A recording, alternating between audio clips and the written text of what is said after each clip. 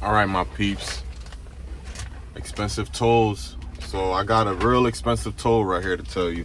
Story time, man, story time. So let me tell you guys how I picked up this load from TQL down at my home base in Pennsylvania. So I picked up this load in Pennsylvania. It was a load of fitness equipment. Going to a Platinum Fitness in Massachusetts. I think it was like Boylston, Mass, or Burlington, Mass. They're building up a new Platinum Fitness over there. So I picked it up on Friday afternoon after my drop off. And first of all, I didn't even want to pick up the load. Like, the dude pressured me. He called me like 7 times. Like, hey man, what if you get unloaded early, man? Can you pick it up? What if this? What if that? The load required for me to have 10 straps, 2 low locking bars. If you didn't have 10 straps or 2 low locking bars, you pretty much had to have 15 straps. So I'm like, hey man, I don't have 15 straps. So boom, bada bing, bada boom, we talking, we going back and forth. I hangs up on him. The guy called me back like, hey man, your 10 straps, 11 straps, they work. Don't worry about the low locking bars. So I'm like, all right, cool. I'm like, don't book me on the load yet because I don't want to have a fallout rate with you guys. I don't want to book a load and I'm still not even unloaded. So let me wait till I get unloaded. If you haven't covered it yet, I'll call you back. Mind you, it's getting close to like their shut-off time. They're not receiving trucks after 3 o'clock at the shipper to pick up this equipment. So it's like 2 o'clock. But where I'm dropping off at, I'm only 10 minutes away. So, you know, he calls me back. He like, hey man, I just talked to your receiver because I was already on a load with them. So he's like, hey man, I talked to your receiver. They said the load you on is a hot load, so they're going to get you on and off quick. I'm like, all right, but you don't know if they don't have a dock for me, if there's trucks already there, if some people already there waiting to get unloaded. Like, you don't know. Let me just call you back when I get offloaded, and then I could book this load for you. So bing, bada boom, we going back and forth. Hangs up on him. He calls me back. He's like, hey man, did you get there yet? Now he rushing me to get to my receiver. I'm like 30 minutes away. So I'm like, man, I'm like 25, 30 minutes away, man. I'll call you when I get there. So once I get there, I goes into my receiver. I get my truck offloaded. He calls me before I can even call him. When I'm taking a picture of my POD to send it to my factoring company. He calls me. He's like, hey man, did you get unloaded? You want to take this load for me? So he was pressuring me the whole time to take this load. I didn't want to take the load because I didn't know what I was signing up for. So I'm like, yeah, go ahead, man. Just send it to me. I'll take the load. The load paying $1,300 from PA, northeastern PA, to like northeastern. It's like right by Boston. It was northeast Mass. It was a petty load. It was petty money, man. Long story short, I drive at nighttime. So here comes Sunday night. I try to go to my truck. Well, I went to my truck, tried to start the truck. We had a snowstorm. Truck wouldn't start. So I had like a quarter tank. And so I'm guessing, I'm like, damn, my lines froze up. Something froze up because I'm getting air. It started, but it shut off. And then it wouldn't start. So I'm like, damn, my line shut off in this heavy snow. I'm like, man, I'm going to have to deal with this shit tomorrow because I'm not going to be out here fighting with the snow, trying to heat up the truck. And my lines is all gelled up. So I calls him Sunday night.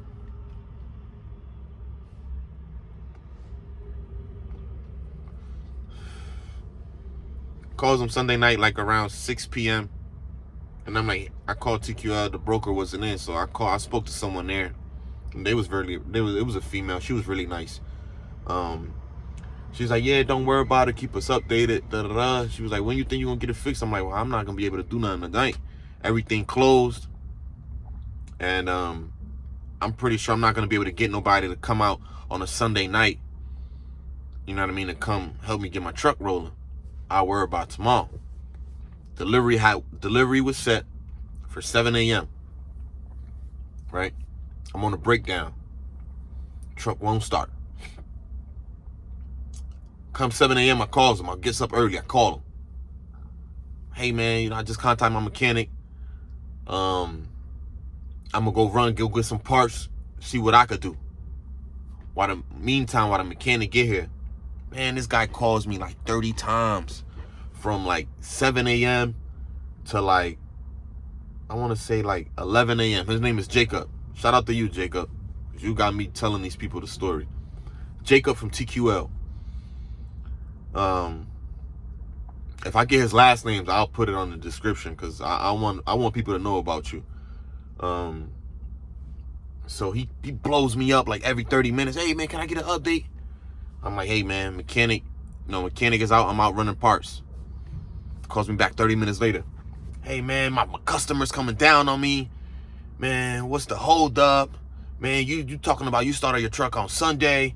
Man, you should have been there Monday morning.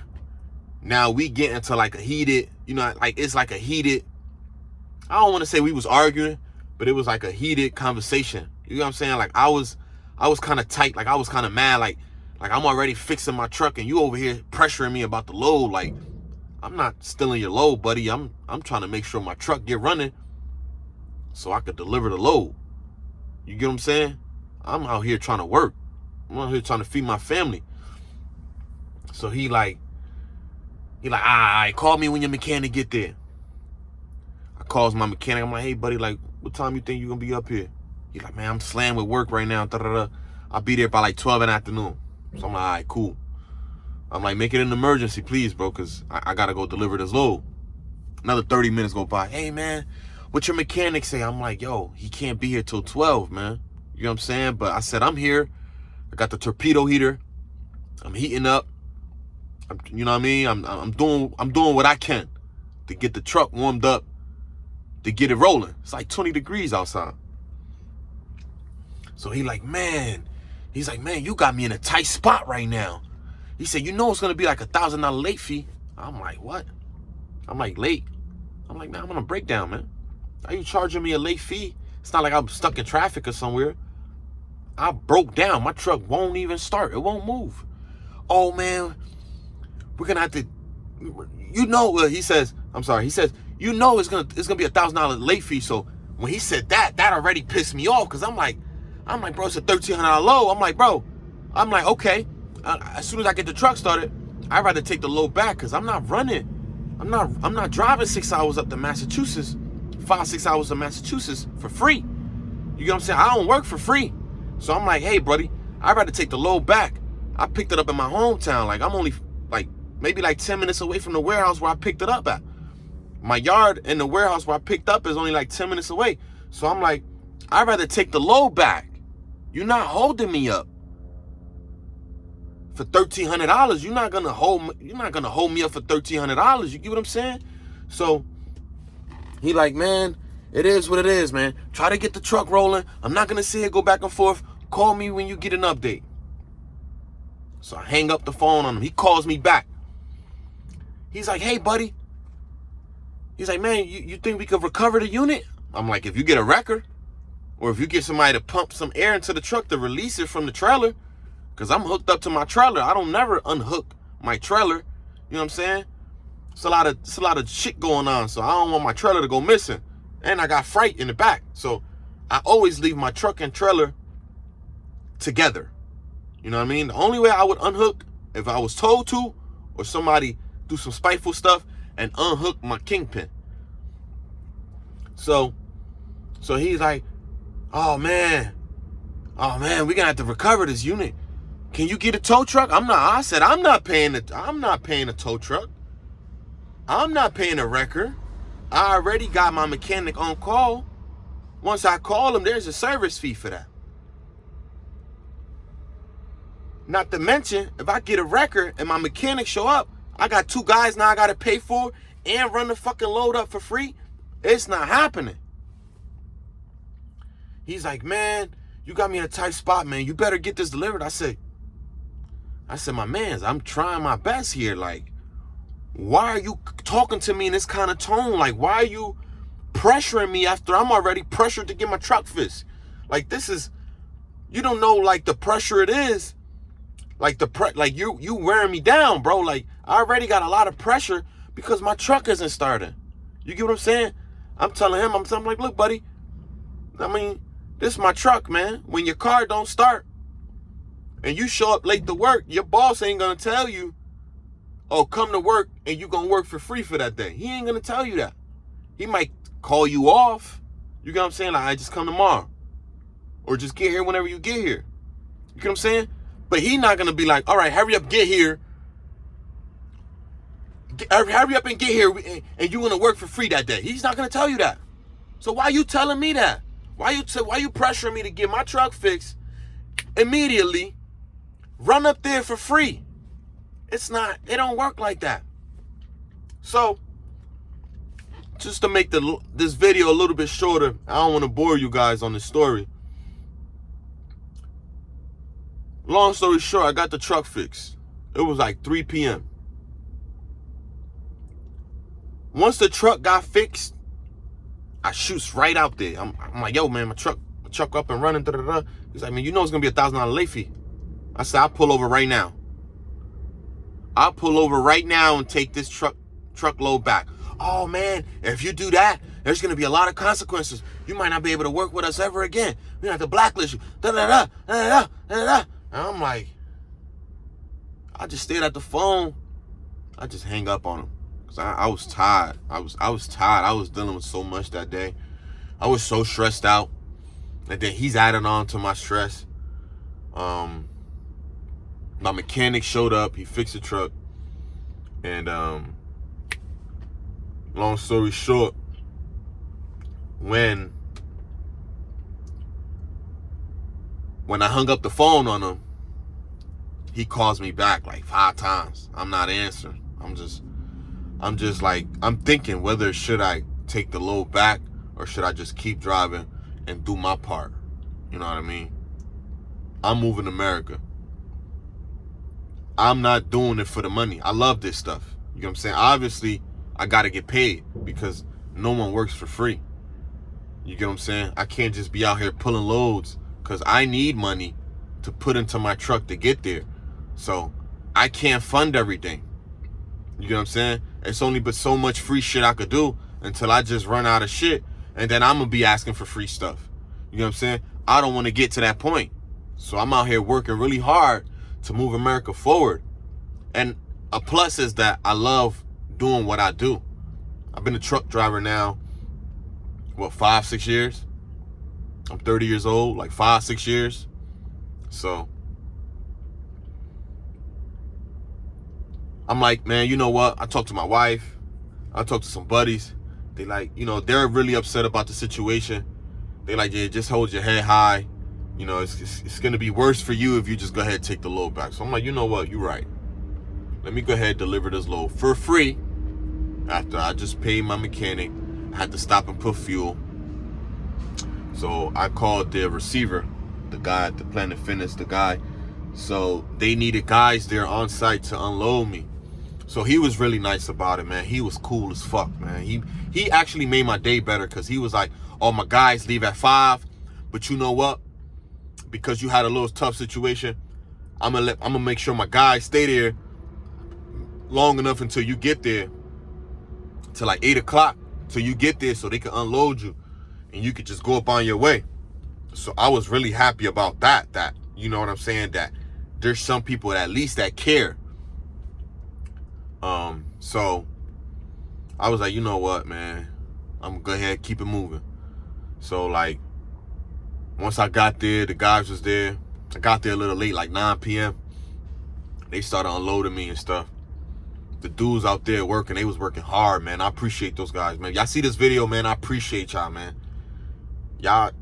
You guys are the reason why America's moving forward as well, man. I love you guys. And I delivered the load, sent them to POD the same night, 9-10 p.m. around there. I was lucky enough to find a load that picked up at 2 a.m. a backhaul to take me back. So I picked up the load, and as I'm driving, I got to my destination around like 6-7 a.m. So I was driving all night. Once I got to my location like 6-7 a.m., as soon as I got offloaded, I shot that other broker, their POD. He calls me. Jacob from TQL calls me. He says, "Hey, pal, you know you're going to get charged that late fee." I just looked at the phone like, I'm like, "Jacob, how can I help you, man? You ruining my day, man. You're stressing me the fuck out. Why are you calling me to tell me that? You already told me this like 10 times already." I said, "Hey, buddy, do you get a kick out of ruining truck drivers' day? Do you get a kick out of that?" I said, "Because what you do here, you got to pay it here. Nothing goes and gets swept under the rug. Not in this world. This is Earth. What you do here, you pay it here." And we got into a heated conversation, because I'm telling him how he's such a piece of shit for charging me a late fee, $1,000 late fee, which is, when I look it up, that's just outrageous. $1,000 late fee for being broken down. You get what I'm saying? And he didn't give a fuck. I didn't feel like he showed me no feelings. I think he pocketed the money. I could be wrong. I don't know where those $1,000 went to, but I ain't getting paid for it. So I don't know, man. What you guys think, man? Drop your comments down below and let me know what happens in situations like this. What can I do to avoid a shady broker like that? You get what I'm saying? Or what can I do to get back to him? I don't want to steal their freight. I don't want nothing to do with something like that. But I want to do something that he can feel my pain. You get what I'm saying?